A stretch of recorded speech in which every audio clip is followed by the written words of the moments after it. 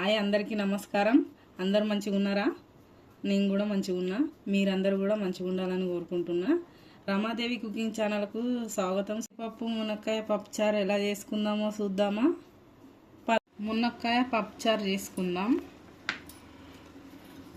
కొంచెం చింతపండు తీసుకుంటాను. పప్పుచారుకు పప్పు కడిగి పెట్టుకున్నా. ఇప్పుడు ఎల్లిపాయలు వేసుకుందాం 4-5. 2 పచ్చిమిర్చి, కొంచెం పసుపు,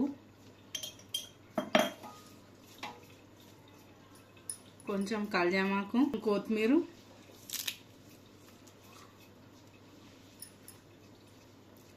కొంచెం ఉప్పు, కొంచెం జీలకర్ర.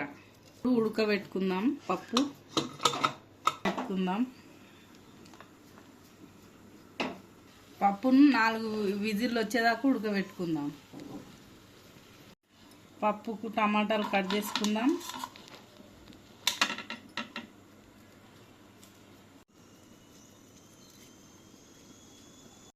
పప్పు పోపు పెట్టుకుందాం.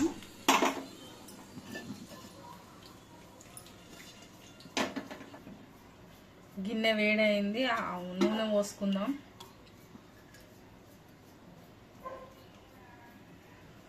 ఎల్లిపాయలు కచ్చపిచ్చి దంచుకొని వేసుకుందాం.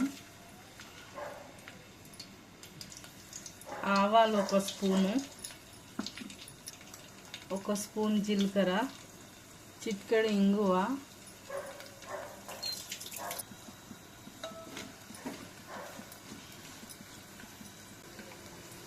కొంచెం ఉప్పు,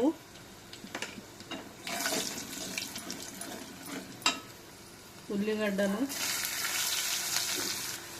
కరివేపాకు,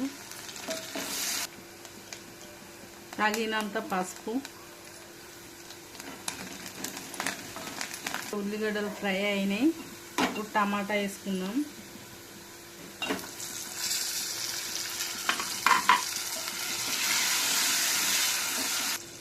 కొంచెం టమాటా ఉడికేదాకా మూత పెట్టుకుందాం. ఇప్పుడు మునక్కాయలు వేసుకుందాం.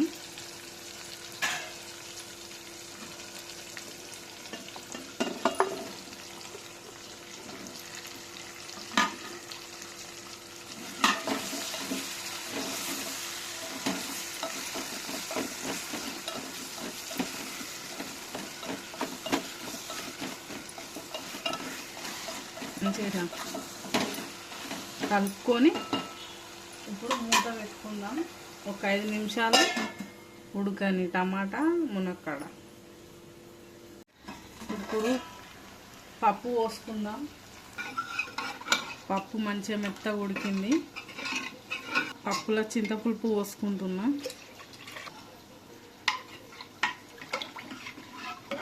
పప్పు పోసుకుందాం.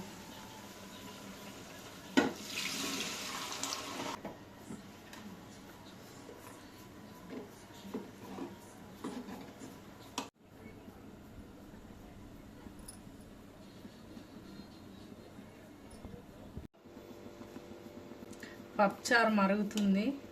మంచిగా కమ్మటి వాసన వస్తుంది. కమ్మ వాసన వస్తుంది. కారం వేసుకుందాం. సరిపోను కారం వేసుకుందాం. టేస్ట్కి సరిపోను ఉప్పు వేసుకుంటున్నాం. ఇట్లా మంచిగా మరగబెట్టుకొని పప్పు మరిగేటప్పుడు కింద ఓనియకండి. ఇట్లా పప్పు కింద ఒలకపోయిందనుకో టేస్ట్ రాదు. మొత్తం పప్పు టేస్ట్ మొత్తం పోతుంది. పప్పుచారు మంచిగా మరిగింది. పప్పుచారు అయిపోయినట్టే. ఇక స్టవ్ బంద్ చేసుకుందాం. కొత్తిమీర వేసుకొని స్టవ్ బంద్ చేసుకుందాం.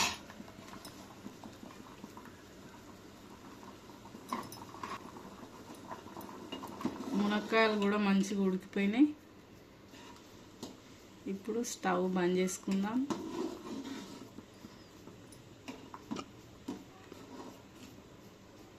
కందిపప్పు మునక్కాయ పప్పుచారు రెడీ అయింది. మీరు కూడా ట్రై చేయండి.